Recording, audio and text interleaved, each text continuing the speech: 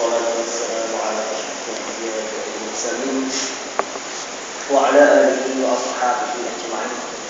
رب اشرح لي صدري ويسر لي أمري واحلل عقدة من لساني يفقهوا قولي ولا حول ولا قوة إلا بالله العلي العظيم. Kita surat 228. Kita masih lagi menyambung tentang sebab timbulnya penyakit takabur ataupun sombong. Di antara sebab yang membawa kepada berlakunya penyakit sombong yang merosakkan individu yang diserang penyakit itu dan merosakkan jamaah ataupun organisasi yang disertainya, dengan dia sombong, takabur, merosakkan diri dan merosakkan jamaah. Antara sebabnya ialah kerosakan nilai, rosak penilaian, cara menilai ataupun ukuran kemuliaan. Satu peristiwa yang digambarkan oleh penulis ini di zaman Nabi SAW. Katanya, ketika ada seorang laki-laki yang sedang lewat, yang sedang lalu di situ melintas di hadapan Rasulullah SAW dan sahabat-sahabat baginda. Jadi laki ini dia melintas di hadapan Nabi dan juga para sahabat yang lain. Nabi bertanya kepada mereka, tanya kepada para sahabat yang tengok kawan yang lalu, bagaimana komen kamu terhadap laki-laki ini? Nabi tanya para sahabat, apa komen kamu tentang dia yang lalu ini? Mereka menjawab, yakni para sahabat, dia adalah orang yang paling mulia. Jika mengajukan lamaran, pasti diterima lamarannya. Dia orang yang mulia. Lalu ya, Nabi tanya kepada para sahabat. Itu para sahabat Nabi tu hebat-hebat orangnya. Nabi testing sahabat. Macam mana pandangan kamu tentang dia ni? Lalu para sahabat kata, dia ni mulia orangnya. Kalau dia masuk meminang, akan diterima orang peminangannya. Jika memberikan pembelaan, pasti diterima pembelaannya. Kalau dia pertahankan mana-mana orang akan percaya cakap dia. Nampak betul, nampak sungguh. Dan jika berkata, pasti didengar perkataannya. Kalau dia cakap, percaya, pegang cakap dia. Betul tak betul, lain kira. Yang penting dia cakap. Dia cakap, pegang. Lalu Nabi SAW diam. Nabi pun tak komen apa lah. Tak lama kemudian, lewat pula seorang laki-laki, lalu pula seorang lelaki lain. Lantas baginda bertanya kepada para sahabat, bagaimana komenmu terhadap laki-laki itu pula? Yang kedua lalu pula Nabi tanya, yang ini pula apa komen kamu semua? Mereka menjawab, yakni para sahabat. Apa jawab para sahabat? Demi Allah, wahai Rasulullah, dia termasuk orang Muslim yang fakir. Dia ni tak berduit dia ni. Jika mengajukan lamaran, pasti tidak akan dinikahkan. Kalau dia masuk minang, tak ada siapa, tak laku lah. Dia ni tak berduit, tak ada apa. Notok kat percaya, tak ada cover. Notok kat percaya tu tak ada cover. Kosen ni pun koyak, protek dia pun mati. Lalu dia sahabat, kalau macam tu punya orang ni tak punya kedudukan. Kalau dia masuk minang macam mana? Jangan kata diterima, bahkan kena kutuk lagi. Dia pesuruh cermin muka. Jadi orang begitu. Jadi para sahabat kata, jenis ini kalau masuk minang, tak ada siapa yang nak terima. Jika memberikan pembelaan, tidak akan diterima pembelaannya. Dan jika berkata, tentu tidak akan didengar perkataannya.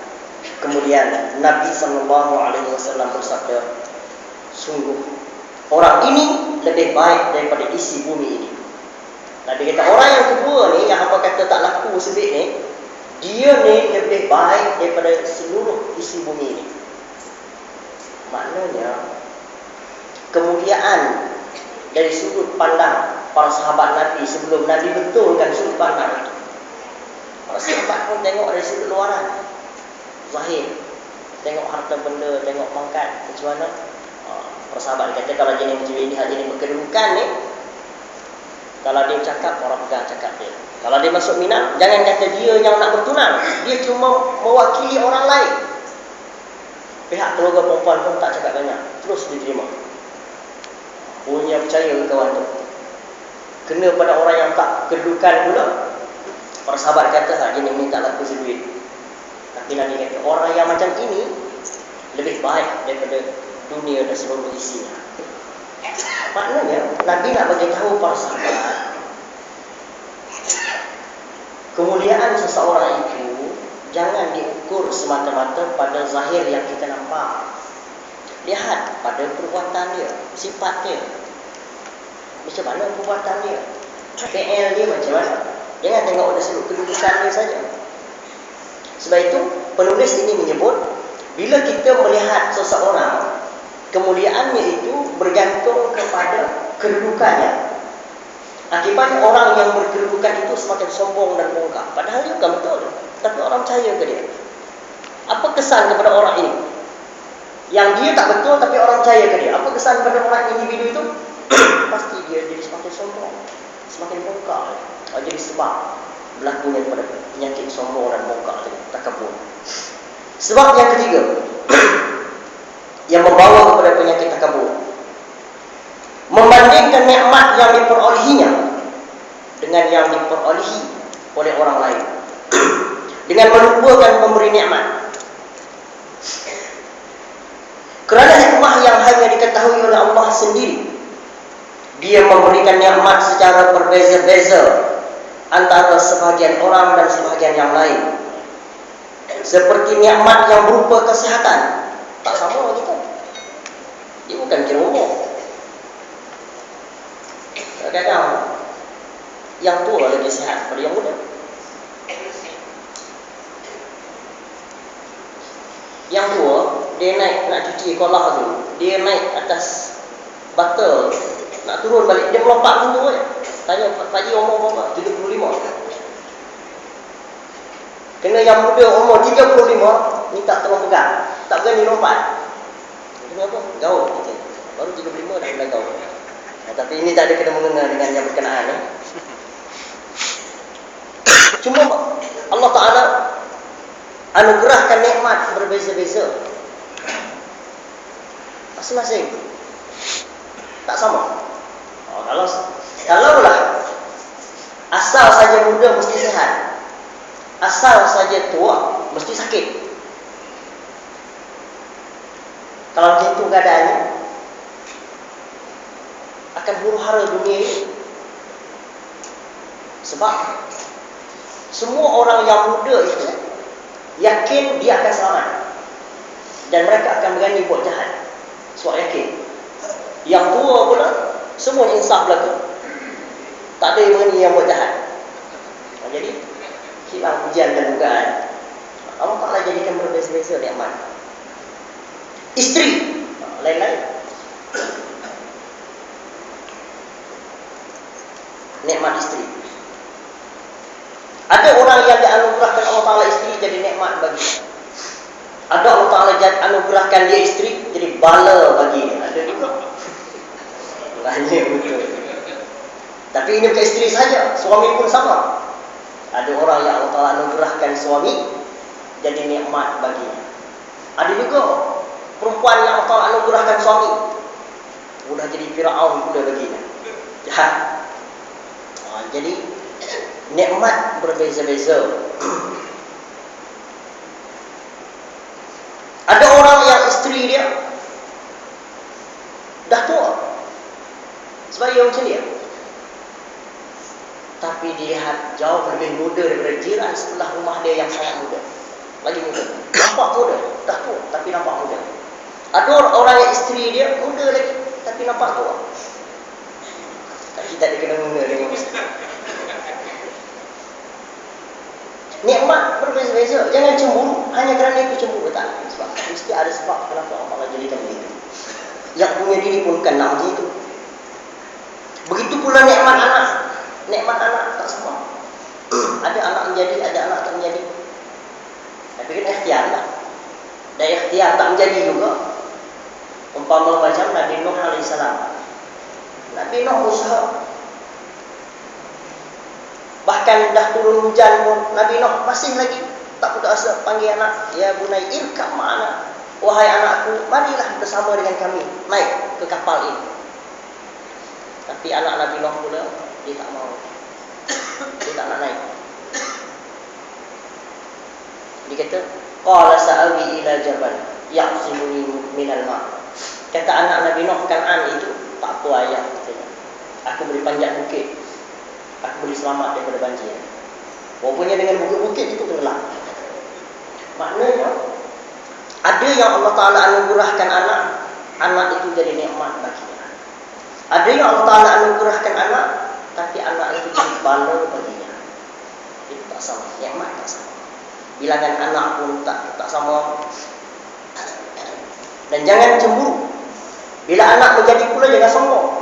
Tapi ada orang yang jadi obek. Bila anak dia menjadi kemain lagi dia sombong, bongkar. Jumpa kita, dia mesti cerita pasal anak dia. Jadi kita sudah lah. Sekarang isu banyak lagi. Isu meletup negara-negara banyak isu. Polis pun dah kena bunuh sekarang ni. Dengan pendatang, dia cerita pasal anak menantu dia. Pangkat dan kedudukan, nikmat berbeza-beza. Tengok satu pejabat, sama pangkat. Ada yang pangkat jusa.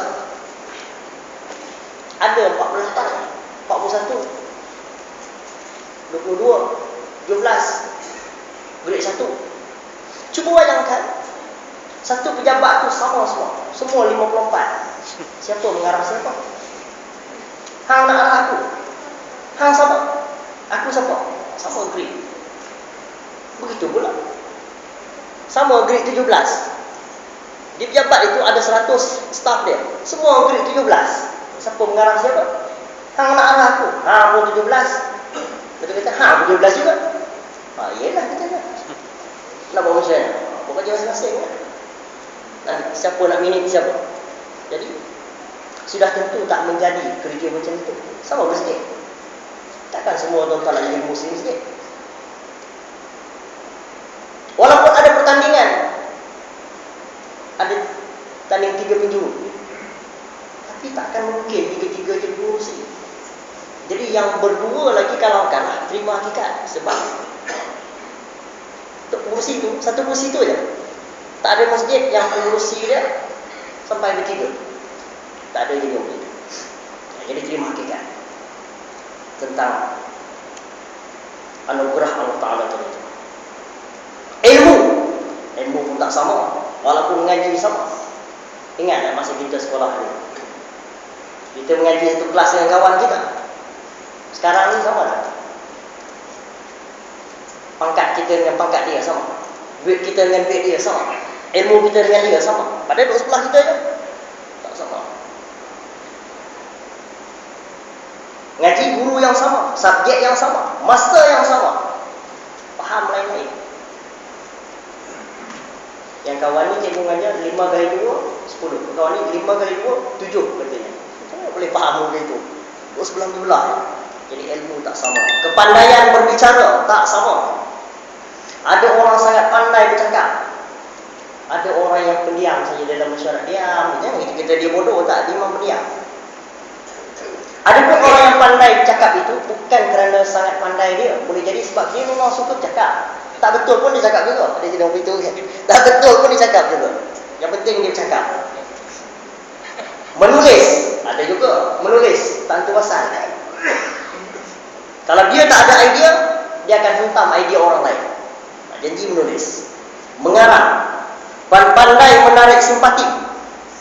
Jadi kelebihan beza-beza. Ini jual ubat ni, pandai dia menarik simpati. Tengok orang yang jual ubat. Padahal ubat dia entah betul entah tidak, tapi berapa ramai yang terpengaruh dengan dia. Bomoh.